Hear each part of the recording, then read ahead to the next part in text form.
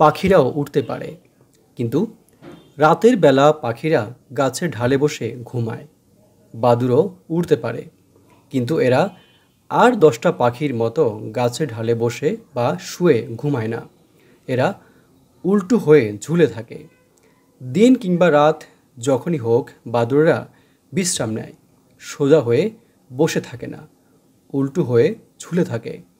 প্রশ্ন হলো, বাদুড় কেন উল্টো হয়ে ঝুলে থাকে? একই সঙ্গে আরেকটি প্রশ্ন হলো, বাদুড় ঘুমালেও কেন পড়ে যায় না?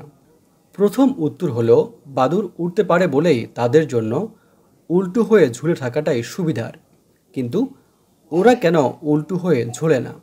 আসলে বাদুড় পাখি নয়, বাদুড় হলো এক ধরনের প্রাণী। পাখির যে সুবিধা রয়েছে বাদুড়ের সেই সুবিধা নেই।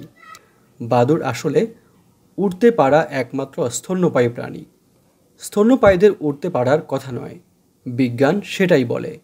এর একটা কারণ হলো স্তন্যপায়ী প্রাণীদের শারীরিক কাঠামো। প্রতি বর্গ ইঞ্চি দেহের যে ভর, সেই ভর নিয়ে আসলে আকাশে ওড়া যায় না, কারণ শরীরের আকারের তুলনায় ভর অনেক কম। বাদুড়েরও সমস্যা হওয়ার কথা ছিল উড়তে, কিন্তু হয়নি। তার কারণ দীর্ঘদিনের বিবর্তন প্রক্রিয়া। ওড়ার জন্য যে শারীরিক বাধাগুলো ছিল, বিবর্তনের মাধ্যমে বাদুড় সেগুলো কাটিয়ে উঠেছে। পাখির ক্ষেত্রে তুলনামূলক ওজন যেমন কম, তেমনি মানানসই ডানার গঠন। ডানা কতটা ভার বইতে পারে, বাতাসে দেহটাকে কতটা সাপোর্ট দেয়, সেটার উপর নির্ভর করে ওড়ার ধরন। পাখির ওজন আর ডানার গঠন এমন, সহজেই পায়ে ভর দিয়ে আকাশে উঠতে পারে। এক্ষেত্রে নিউটনের তৃতীয় সূত্র কাজে লাগাতে হয় পাখিকে। এই সূত্র বলে, প্রত্যেক ক্রিয়ার সমান এবং বিপরীত প্রতিক্রিয়া রয়েছে। ডালে বসে থাকার সময় পাখি যখন ওড়ে, তখন প্রথমে পা দিয়ে ডালে ধাক্কা দেয়। পাখির পা যে বলে ডালকে ধাক্কা দেয়, ডালও সমান বল পাখির পায়ে ফেরত দেয়। সেই বলের সাহায্যে পাখি সামনে এগোয়। সামনে এগোনোর সময় পৃথিবীর মহাকর্ষ বলের আকর্ষণে পাখি নিচে পড়ে যাওয়ার কথা, কিন্তু সেটা ঠেকিয়ে রাখার জন্য ডানা মেলে দেয় পাখি। ডানা প্যারাশুটের মতো কাজ করে। তখনই পাখি ডানা ঝাপটায় এবং উড়তে শুরু করে। এটাকে বলে এয়ার লিফট। একইভাবে প্রজাপতি, মৌমাছি, বোলতা, উইপোকা বা ফড়িংয়ের মতো কীটপতঙ্গরাও আকাশে উড়তে পারে। বাদুড়ের পাখির গঠন পাখি কিংবা কীটপতঙ্গের মতো নয়।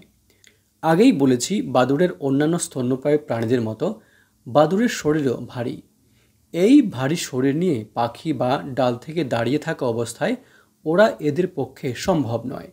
কিন্তু বাদুড়কে যদি একটা বিল্ডিংয়ের ওপর থেকে ছেড়ে দেওয়া হয়, ঠিকই সে উঠতে পারবে।